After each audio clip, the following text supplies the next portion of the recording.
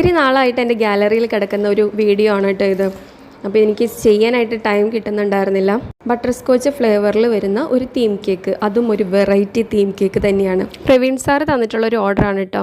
മകൾക്ക് വേണ്ടിയിട്ടുള്ളൊരു ബർത്ത്ഡേ കേക്കാണ്. മകളൊരു theme select ചെയ്ത് വെച്ചിട്ടുണ്ട്. അപ്പോൾ അത് കണ്ടു നോക്കിയിട്ട് ചെയ്യാൻ പറ്റുമെന്ന് നോക്കാൻ പറഞ്ഞു. എന്തും വരട്ടെ ചെയ്യാമെന്ന് ഓർത്തു. അങ്ങനെ സ്റ്റാർട്ട് ചെയ്തു. ബട്ടർ സ്കോച്ചിൻ്റെ സ്പഞ്ചൊക്കെ റെഡിയാക്കി പ്രലൈനും അതുപോലെ സോസും ക്രഷും ഒക്കെ വെച്ചിട്ട് ഫില്ലിംഗ് ഒക്കെ ചെയ്ത് അങ്ങനെ ഫൈനൽ ക്രം കോട്ടിങ്ങിൽ എത്തിയിട്ടുണ്ട്.